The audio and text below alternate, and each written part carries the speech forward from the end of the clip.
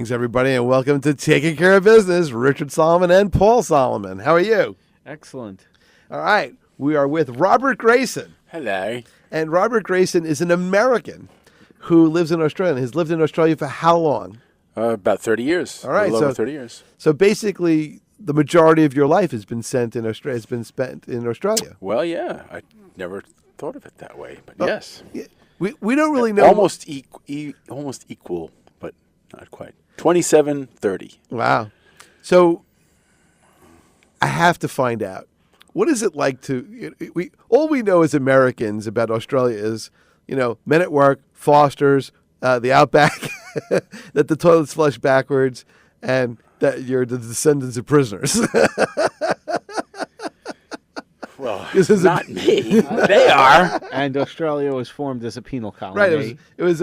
It was basically the jail for Great Britain. Yeah, that's not what it looks like today, though. No. So it's so to dispel all those myths, I'd love to know because I've known you for about 6 years now. Yep. And you often say in conversation to me, there's an expression down here. Yeah. Where you'll give me the local expression, and it's a very interesting expression, and there's been a whole bunch of them, but I'm curious as to what the food is, and koala bears, and Vegemite sandwiches, and all the things, and the interior, and the what are they called? Who are the indigenous people on the inside? Aborigines? The Aborigines. Yes, there you go. Thank you. On the inside. See, who needs Wikipedia when you have Paul Solomon? On the inside. First of all, it's... What drew you at the age of how old? I can't do the math. 27, I suppose. All right. You're 27 years old, and you decide, I'm leaving of the entire planet. I'm going to go here. What was it that... It was a number of things. First of all, there was a number of people... a number of things that kind of made me go, I'd like to find out more about that place. There was a TV series called The Rat Patrol. Oh, I remember The Rat Patrol. They had the cool Jeep with the machine gun in the car. But most importantly, they had the slouch. The Australians had the slouch hats. Right, with it was bent on the side. Right. Like, where do those guys come from? You mean there are other places than the United States? Oh, my God. I had no idea that was the truth. And then a friend of mine played with Cher, toured there, and said it was very, very cool. My brother toured with a musician named Lana Cantrell. He toured down there. Also came back with amazing stories, and I wanted to go. But also in my comedy routine down there, I say, people wonder what I'm doing down here. Well, I'm actually here for family reasons because I have family living in New York. So...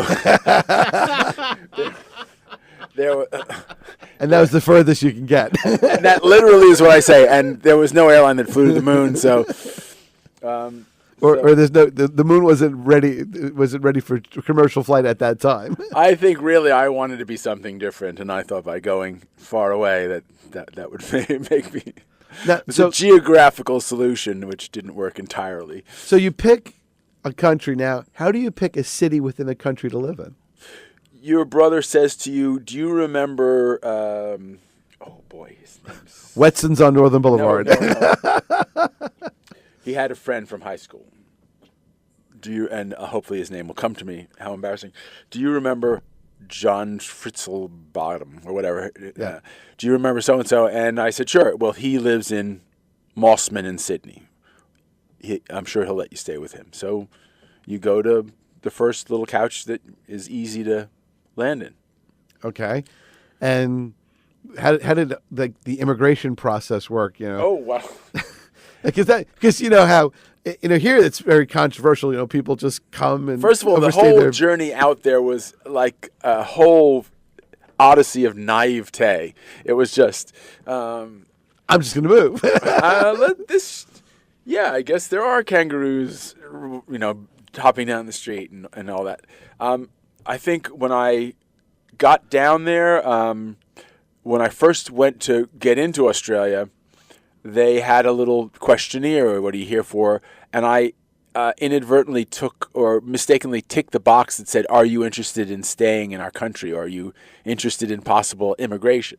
And to them, that completely freaked them out. Like, as soon as I ticked that box, there were like 3 guys around me into this private room, and because I thought it meant, "Hey, I really love your country and I'm very interested, and let me in because I'll be a good visitor." But and they were like, "Don't love us that much." they were like, "We don't want any more people coming that want to go on Social Security or all of our amazingly cool benefits." So they're pretty careful about, their immigrations. And then early on, So how did you get past that problem? I don't remember. I just smiled and said, "Well, just wanted you to think that I liked you guys." That's Okay. But yeah, it worked out. They're pretty easygoing. And then, not like the guy who checked me out when I was flying to Israel. That sounded like it was like something from James Bond. What was the last pair of socks that you bought in there? Well, different security needs. So yeah, I think within the first 6 or 7 months, I started living with this Australian woman, and push came to shove. They had very liberal de facto laws there. They allowed me to stay to see where the relationship went, and then a year and a half into it, I got residency, and then eventually got dual citizenship. What was the first culture shock moment? Wow, there was a few. First of all, it's kind of like staring into one of those little pictures that has another picture in it that takes a little while to... Okay, to be politically incorrect, I looked into the city and there were no black people. Okay. At all. Okay? Hardly. And it looked like there was some sort of hydrogen only takes out black people bomb that went off in an American city. And obviously the car is driving on the wrong side of the road, but it was an all white, pretty much all white society. And eventually I came across Aboriginal people, but they're not part of The mainstream? They're not part of the Australian mainstream the way blacks are in America. It's not there. They're not that interested, which is, I think, I love that. It's cool. Well, they want to stay in the bush? The whole thing is really sad. Super, super sad. Tell me, because we actually get almost no news about Australia in the United States. If I had a clone, I would love to study Aboriginal spirituality, because it's very, as I see it, it's very pure, and they don't come to the cities and do your Aboriginal 2-day workshop, or you have to go into the bush and be seen as ready to eat widgety grubs, which are these little worms, these green worms, and do that thing with them before they'll, as far as I can tell, before they'll open up and share their wisdom and their culture. But there's also this kind of, not genocide, but genodilution, so to speak, going on, where they're in no person's land, where they're trying to fit in, or they're forced to fit in, or the stolen generation, where lots of Aboriginals were taken off their land and forced to integrate, civilized, to be civilized, exactly. Yeah. Because the Aboriginals, as I was told by someone that worked in Aboriginal culture, they used to be able to survive and have enough food on, it was either 3 hours a day or 3 hours a week. Now, to me, that's pretty uncivilized. Where's your work ethic? You should be at least having to work for 5 hours a day to make, that's not fair. So we wanted to culture them so that they could be just like us. Just like us, and busier, right. And cholesterol, neurotic, heart disease, and alcoholism. And so that diluting is very, very sad. And unfortunately, and probably rightly so, they are not eager to share their spirituality or share that culture. There's the dance troops that will open the Olympics, but there isn't a cross-pollination and a spiritualization, as I see it, of Australia from the Aboriginal culture directly. It might be it might happen osmotically or energetically a little bit, but there's just not that much interest in. I think there's more interest from over there in American Indian culture than there is in Aboriginal spirituality. Wow. What are the development pressures like over there? Is the it's like the Joni Mitchell song, they Paved paradise and put a parking lot. Yeah. Exactly. Thank you. Yeah. Or Jethro or Ian Anderson or Jethro Tull. It looks like the farm is a freeway. Is that because? And what about the culture shock? You grew up at a time when Nassau County was probably a little bit more rural. There were probably a little bit more farms. You come back, everything's paved over, office buildings everywhere. Office buildings in between office buildings. Yeah. Yeah. Is it the same thing going on in Australia where what was 30 years ago maybe a little bit more, of course, lower density? It's just all packed. Yeah, of course. They still have a much lower populace, but within, Australia's like a pizza where the crust is that more habitable part. And damn, the beaches are amazing. So of course you'd want to live near them. So of that prime land, there's building and more building and fights to, where I live is one of the most beautiful places. I think you could want to What town do you I live live in? near a place called Byron Bay, which is the most eastern point of Australia. The town I live in is called South Golden Beach. Oh wow. That's what everybody says. It's a great marketing name. What is the closest big city to you? Brisbane. I live an hour and a half below Brisbane and do quite a bit of my work in Brisbane. So in Byron, there's always fights to keep zone. Byron has fought for years successfully to keep McDonald's out, but they've got 2 subways. Okay. Well, you know it is. It's. I remember Paul and I went to Iceland. And here we are figuring, it was like, I guess it was in the 90s. When did we go? 95, 96. All right, 95, 96. And I remember we're like going to the land of fire and ice, volcanoes and all kinds of moon-like surfaces. And we're driving on some highway in a bus. And there we see it. And we're like ready to have, grab our chest and fall over because what was there? Kentucky Fried Chicken. Yeah. It's like I flew like 12 hours to go to the surface of the moon to be with people who don't look like us. And eat in Dunkin' Donuts. Who eat fish and potatoes and who are the descendants of the Vikings. I want to hear Viking type music. And what do we see? Kentucky Fried Chicken. Well, the Colonel.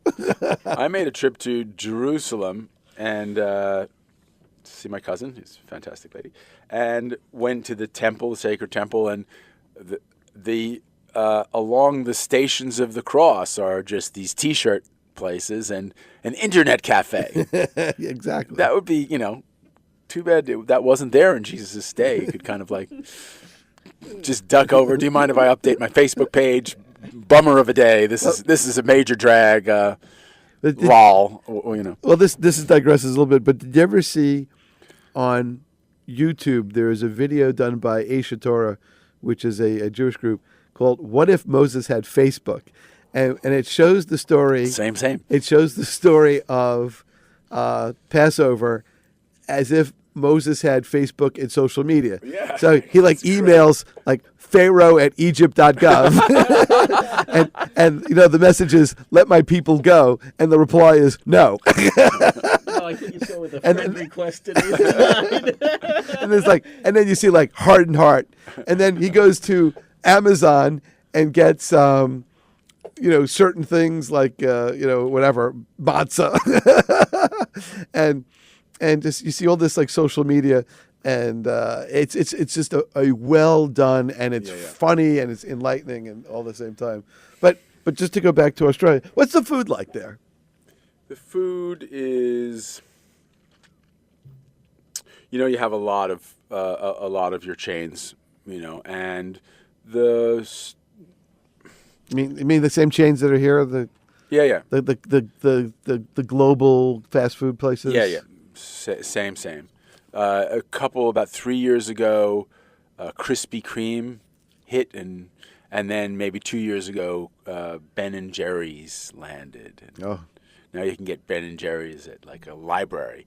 But the food. Well, what would you consider to be Australian food as opposed to corporate mass food? Okay, well, as a vegetarian, I don't. To me, authentic Australian food is like the meat pie or the pie floater, if you will, which is a bowl of pea soup with a meat pie in it with mashed potatoes on top with not ketchup but tomato sauce. So roasts and stuff like that. Well, when they use meat, what kind of meat do they use? How should I know? No. I mean, sheep. Just from what you know, it's Australian beef. Okay, so Australian beef, but same. Okay. Lamb and sheep and whatever. But there's the standard of a pizza in New York. The average pizza shop, great. The standard of Thai food in Australia, very high because they're close to Thailand, and so that's a vegetarian's easy mark because you can get fresh, quick. It's not overcooked, like some Chinese food can be. Beautiful. Indonesian food, laksa. It's addictive. What's laksa? Laksa is a... laksa bagels? No, not laksa and bagels, but we should try to hybrid the two. Laksa is like a curry soup. It's I love curry. A coconut milk-based... spicy soup, usually with noodles or prawns or tofu or vegetables. It's to die for. By the way, curry is actually very good for you health-wise. Is it? Yes. The turmeric is actually very, very good for you. And they say that, a lot of people are saying, very fatty oil or, coconut milk. But coconut's great for you. Supposedly coconut, I'm reading a lot more about coconut oil and coconut milk and all that. Coconut's great for you. I actually... thing. Coconut oil is very good for you because it's got like medium chain somethings. But I think you can get laksas around New York and stuff like that. Sometimes they're called curry mee or whatever in some of the Indonesian restaurants. Oh, okay. I don't know that we have any Indonesian food. I know that when Paul and I went to Amsterdam, I think we had Indonesian rice table. Right. I haven't found an Indonesian restaurant here, but there are Asian fusion places here. Yeah. So beautiful seafood down there. I do eat a bit of seafood. I'm a vegetarian or whatever you want to call me. Melbourne, great restaurants in Melbourne. Byron is a bit touristy, so the restaurants by nature aren't quite as good as a city like Melbourne. But beautiful seafood. Some pretty good cuisine on the higher end. All right, cool. We will be right back. This is Taking Care of Business. Richard Solomon, Paul Solomon, with Robert Grayson talking about Australia. Good night. All right, we'll be back. Keep it locked in.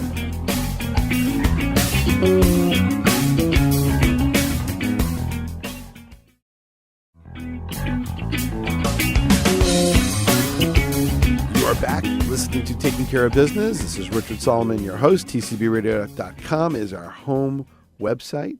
And if you want to check out our archives, we're on YouTube, TCBRadioWCWP, all one word, no abbreviations, and don't follow the YouTube suggestion. Just do TCBRadioWCWP, and you'll see our vast archive. We have something close to 100,000 minutes of listening if you look at the little analytics. And there's some really great shows that we'll keep posting on them, and hopefully we'll be getting even bigger numbers. Imagine how many seconds that is. It's a lot. It's a lot of seconds. It's a lot. It's like a lot. So this is Robert Grayson. So just to go back for a little bit. So you land in Australia. You're in your late 20s. What happened over the next, say, 10 years? I got my citizenship through that first relationship I had.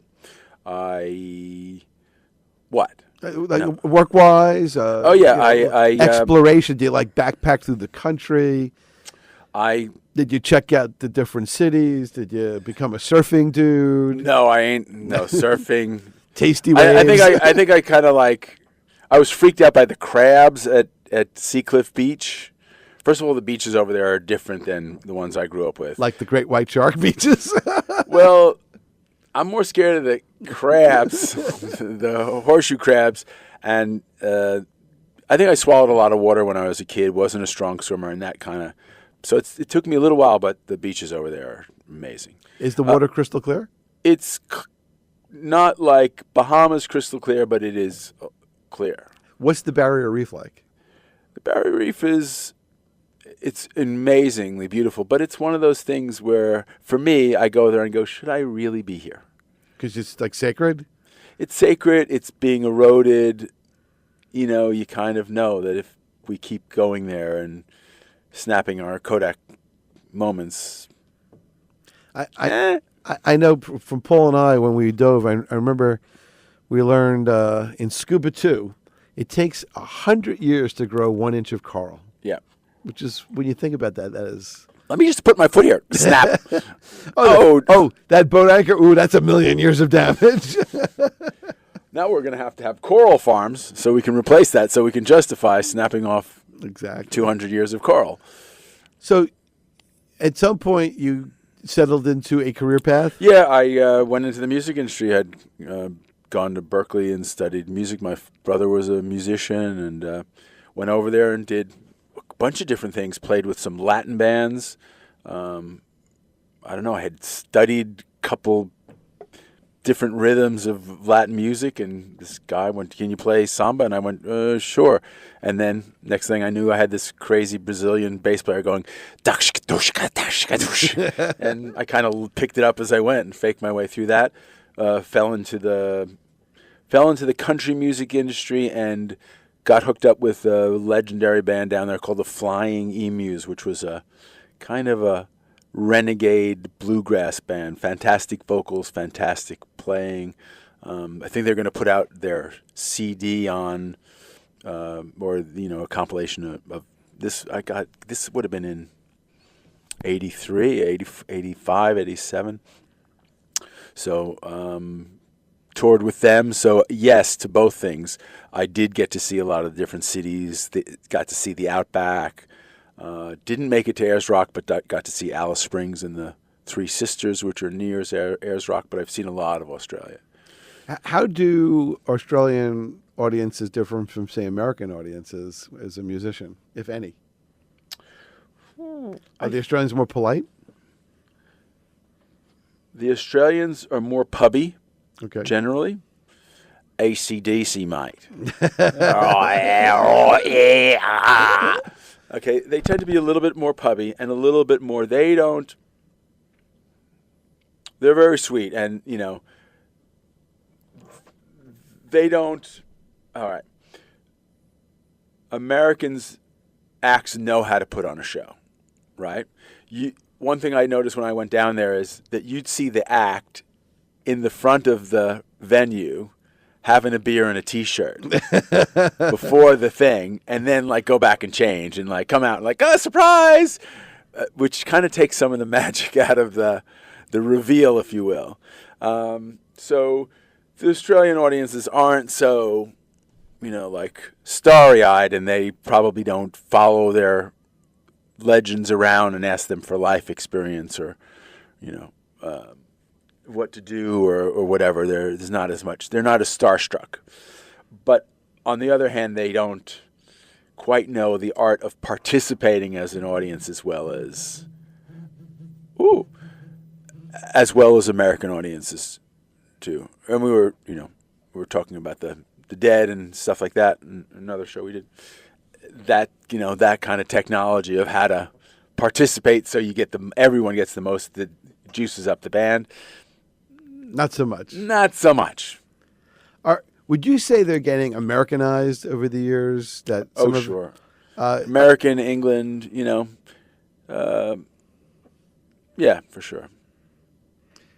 Would you say that their accents are as strong as they used to be, or they're becoming, because of say television and radio, a little less it's hard for the frog to know how much the temperature has gone up when it's sitting in the saucepan. I sense that for sure some American expressions have woven into the fabric of, are getting more woven into the fabric of Australia, and they're losing some of their really ochre expressions in the mainstream. But I also noticed that some Australian expressions have made it to America, and I'm not sure because it's hard to. But like no worries. Have you ever heard that expression? Yeah. No worries. That to me is the first time I heard that was in Australia. I thought that was like a California thing. Really? No worries. Okay, I don't know. Well, I remember a friend of my wife worked in Australia for a while, and he took us to a bar in the city because they had something called like Australian Day. Okay. And they had the big Australian flag. And what was amazing is there was like 2,000 people, all who were like had something to do with Australia. And I was kind of amazed at how many Australians were either visiting here, staying here, going to school here, working here, or transferred, here through like intercompany transfer. You don't tend to see them day to day, but when I saw them all in one place, I'm like, wow, that's a hell of a lot of people,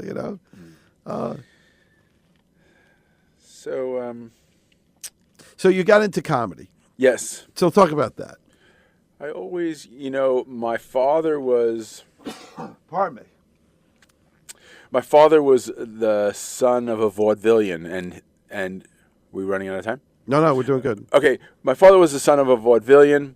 He got to see his father maybe twice a year. He was, stayed with different people, different other relatives, and he memorized the routines of some of the great comedians. And when he got to the Army, he did those routines. He performed rather. It got him out of frontline duty. So I tend to say that stand-up comedy saved my life.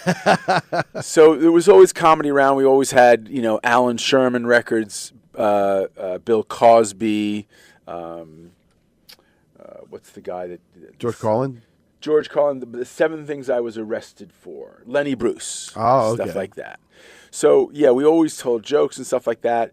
And then when I got into, music, I gravitated towards adding shtick, when appropriate, adding shtick to the routines, and played in quite a few comedy bands, musical comedy bands. And then, was back here on an extended stay, and I took a course in New York from this guy, Steven Rosenfeld, who's a great teacher. And then I got into teaching workshops because I felt like I had a knack for helping people kind of find their voice, and also just making a group feel safe. It's just a wonderful. So yeah. Can you actually teach comedy, or do you refine comedy in people? Teach comedy because I think people are either funny or they're not funny. That's just their MO. Like my little daughter's just naturally funny. She's like a real character. Okay, I think yes and no. You can't teach talent. Yeah, but you can teach 2 things you can do. One is you can loosen somebody up so they allow themselves to have a funny bone. Okay. Yeah? Yeah, that's true. Can everyone sing? Technically, yes. Technically. But part of the battle is the thought in the mind, the vulnerability of letting yourself loose, letting yourself out, yeah? Which is why they invented beer. Which is why they invented beer and other things. And you can teach certain skills and certain strategies, word strategies, to help people get the laughs once they've got a rave going. And also I think you can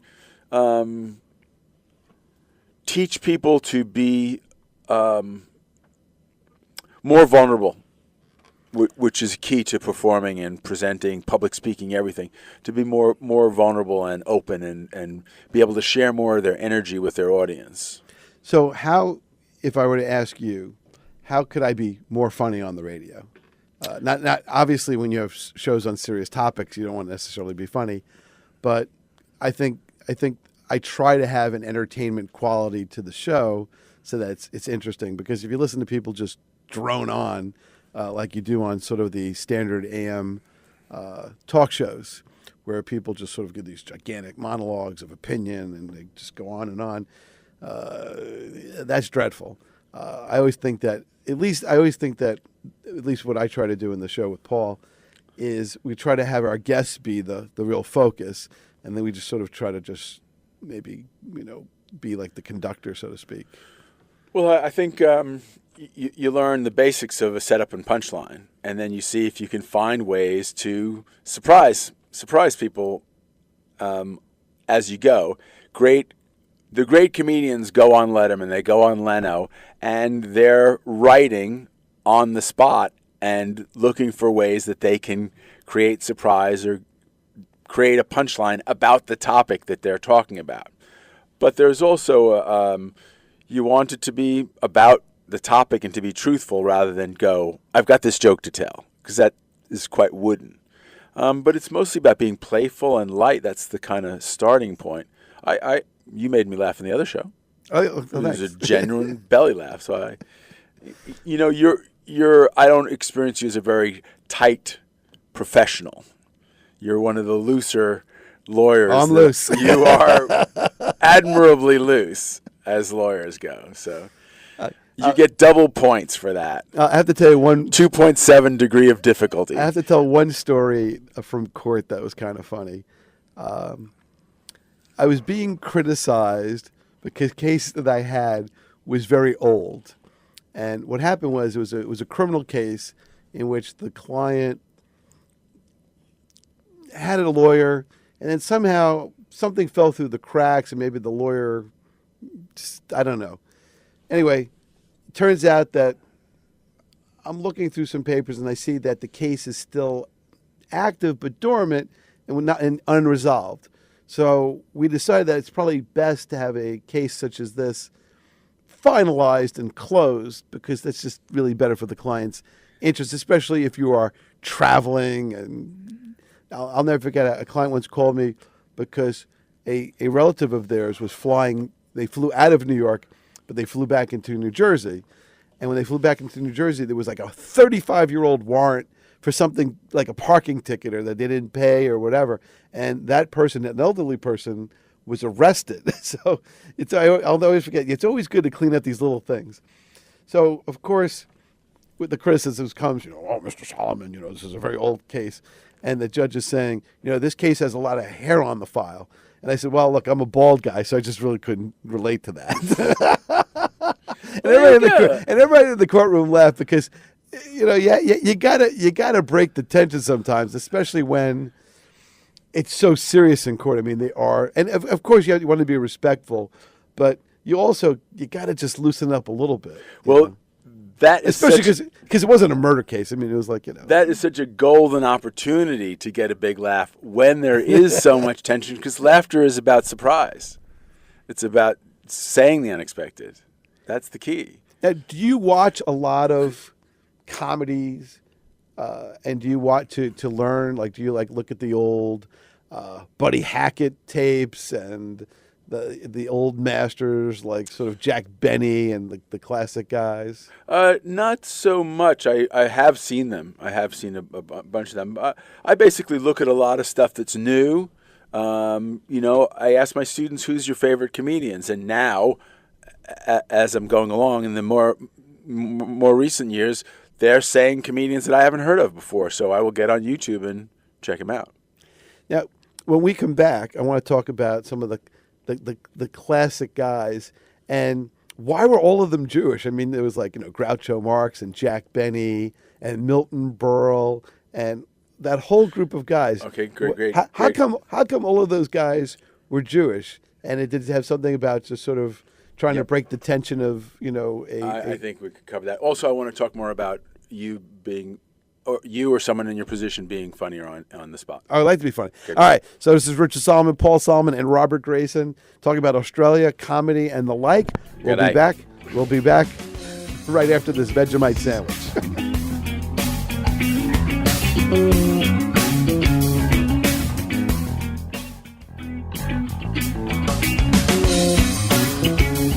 Richard Solomon bringing you back to Taking Care of Business. We're in the last segment. This show flies.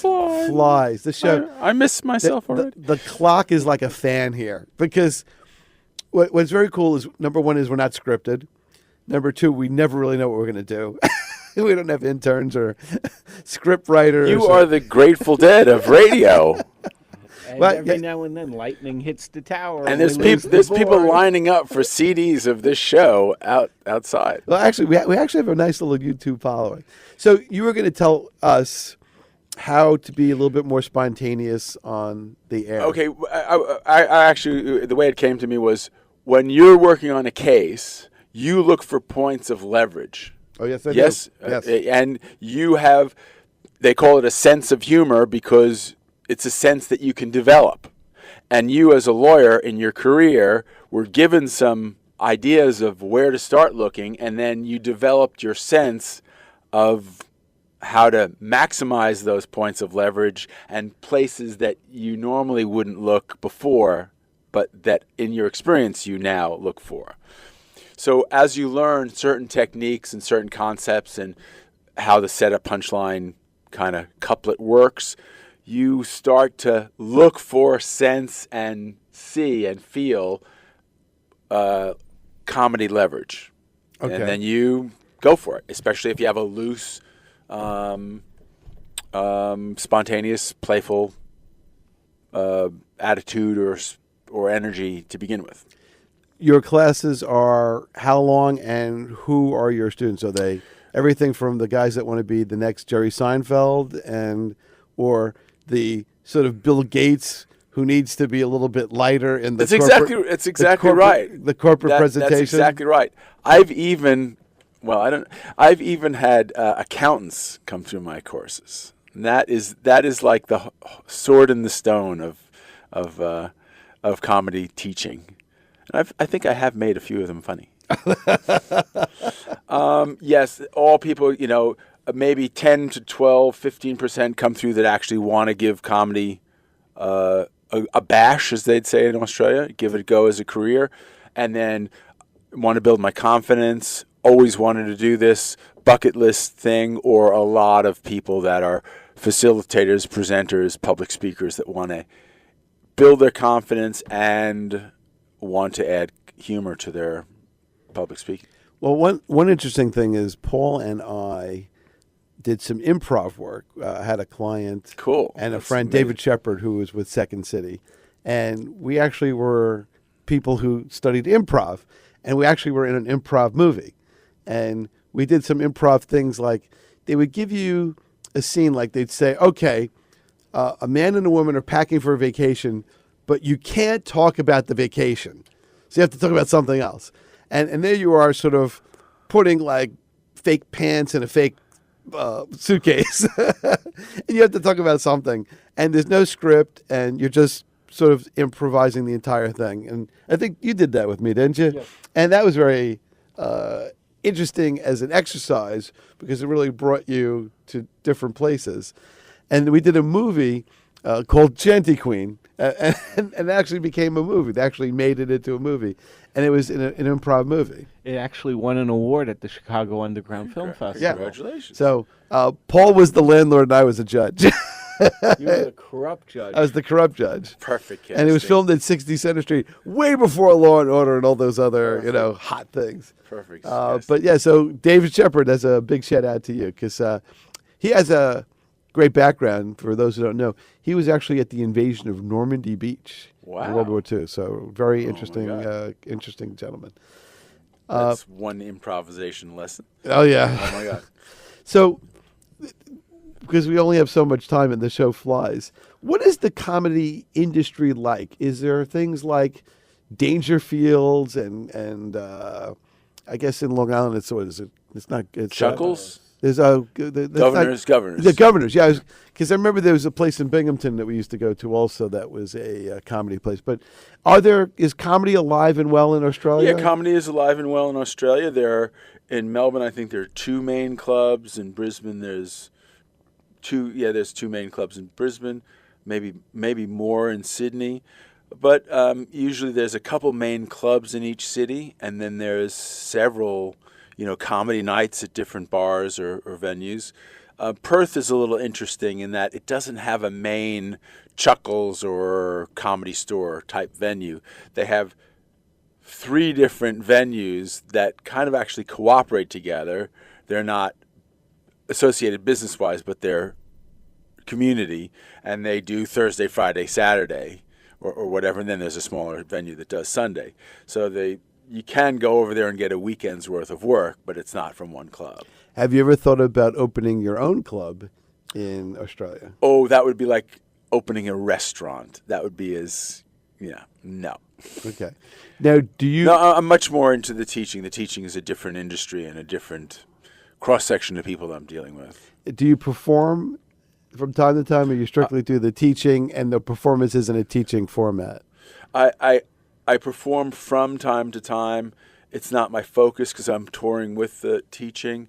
I will perform as an MC at the graduation night, and then in different cities, if they have open spots when I run my workshops, I'll grab a couple of Friday and Saturday night at a club in Melbourne or Perth or whatever. So if you're doing a show, how long would a show be, and what would you It's talk very about? similar to American.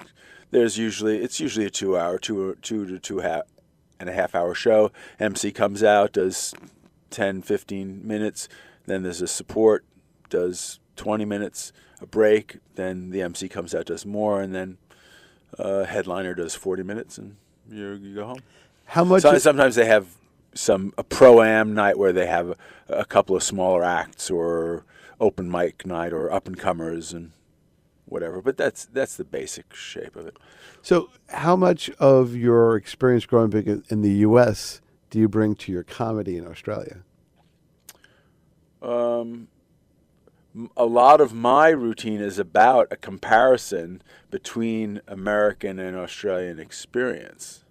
So, I do this routine about how I've traveled back and forth, and I see the base consciousness of the two societies. In America, it's go for it, whatever it is. In Australia, it's she'll be right.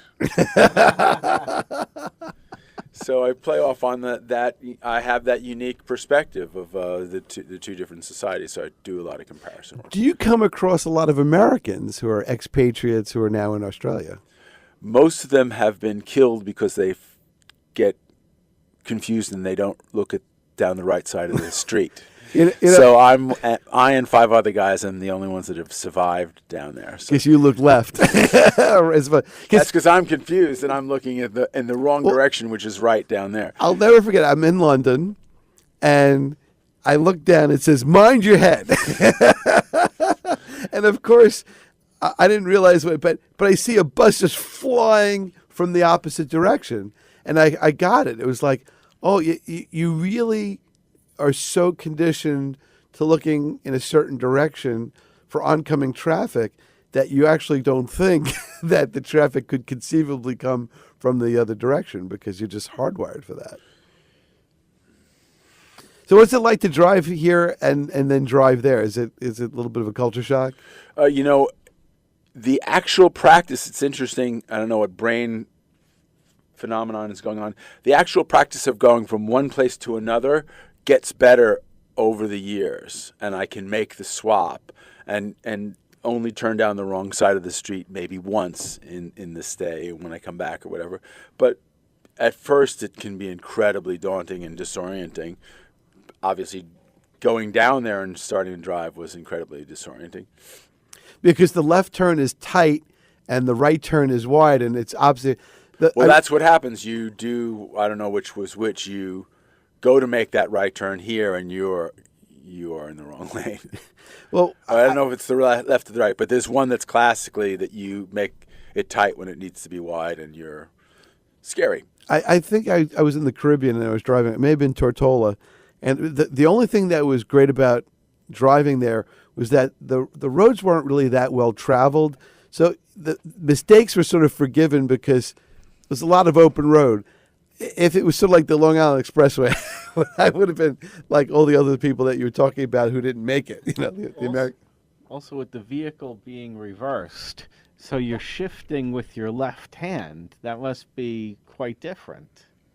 Well, I think I only had manual once, but your brain just swaps, just does a mirror image. I mean, when I just go wheel to the center. I just try to get my brain wheel to the center. So speaking And of, if there are cars coming directly at you, you're in the wrong lane. oh yeah. So speaking of comedy, do you have a website? I do. It's www.ustandup, spelled out youstandup.com. And I can work with people if they come down to Australia. I can work with them by Skype if you're interested in some basic comedy tuition, private coaching. You're working on a speech or presentation and want some stuff. A little punchiness. We sort you out. All right, cool. Now, do you work with people in media like radio and television? Or potentially? I've been doing a lot of stuff where people are writing one-person shows or shows for the Melbourne Comedy Festival, but I also do stuff where people are doing a presentation or a keynote and they want to punch it up a bit. My favorite thing is someone that's taken my workshop knows the gist of why I'm making the suggestions I'm doing, or putting forth the jokes that I'm suggesting, and we're flying a little bit more together. In the law, we have these things where sometimes someone will write something and somebody else will edit it. Do you have something like that? Is it an experience where I'll show you my shtick, and that's exactly, and you'll say, well, this is a little flat, and this is this contradicts with that, and that's why you're not getting as big a pow as you'd like. What has surprised you in terms of content from your students? I guess their courage in terms of topics. I'm very personal development oriented and spiritual, more spiritual and material oriented, and psychological healing, or whatever fruity hippie thing you want to call it. So I try to really support them talking about real issues, which I think a lot of great comedy is about. So I'm most impressed when the courage that they have to talk about some of the struggles that they have. Do you see that more as a more modern concept as opposed to like vaudeville and the older comedy? Absolutely. They're kind of, the evolution from the Lucille Ball show to Modern Family with a gay couple with a daughter. You know what I mean? That's certainly more vulnerable than Ricky Ricardo. Why were there so many Jewish comedians? Okay, I'm glad you got back to that. God, you have a good memory. I think there was many Jewish comedians because, and there are some great black comedians. There's this guy called Chris Rock. He's really good. Oh yes, he's got a career ahead of him. I remember laughing so hard at some of his stuff that I actually missed some of it. But he's a great social commentator, which is the best kind of comedy. But anyway, I think that the quote I like to use is comedy is pain plus perspective. Okay. Pain plus time, where the expression "what too soon" comes from, right? We have events that happen. Obviously, events happen in the culture, and then we need to purge ourselves or loosen the pain or fear around them, and laughter helps us loosen those experiences so we can digest them. Yeah. So I think that the people that had more tsuris, like the Jews and the blacks, have more grist for the mill, to make comedy out of. They have, more challenging experiences. Well, so let me tell you a joke, and then tell me why this is funny, if we can do that. And because this is like one of those classic Jewish jokes. Woman is walking along the beach, and a big tidal wave sweeps her grandson away, and she's hysterical, and she prays to God, please bring my grandson back. He's my only grandchild. I'm religious. I do everything you're supposed to do. I keep all the holidays. I keep all the traditions, all the rituals. Please, God, you gotta hear my prayer. So a wave washes the kid back, and the woman says to God, thank you, but but when you took him, he had a hat on.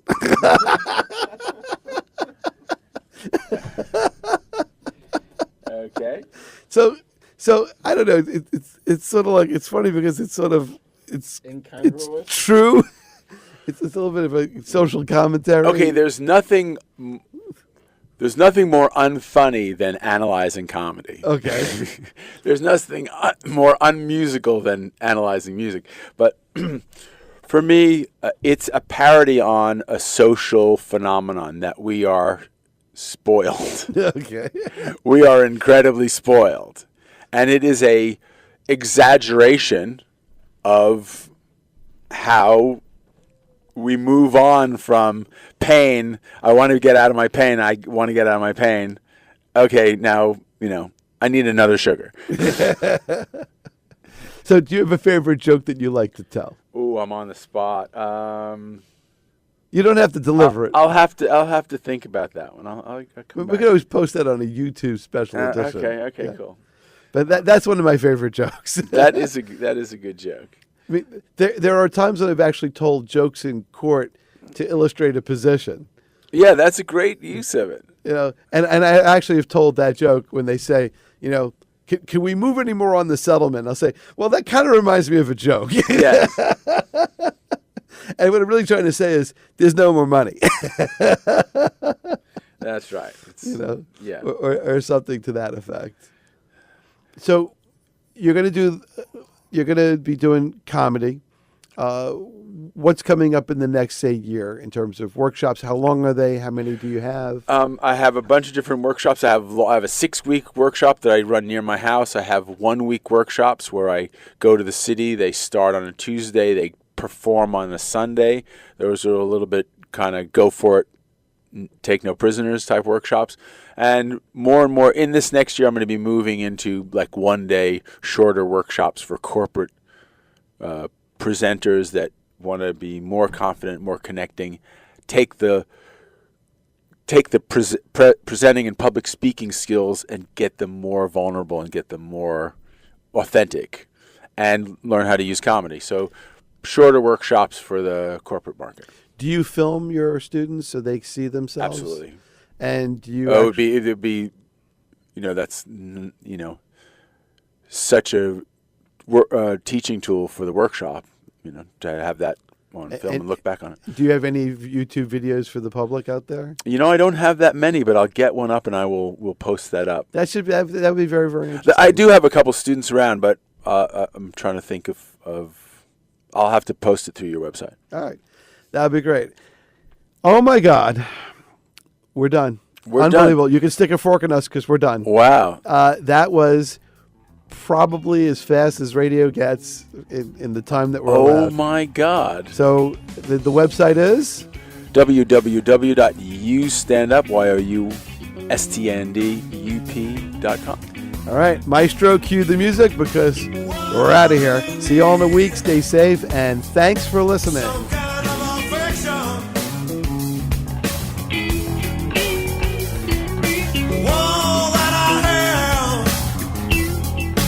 This mental infection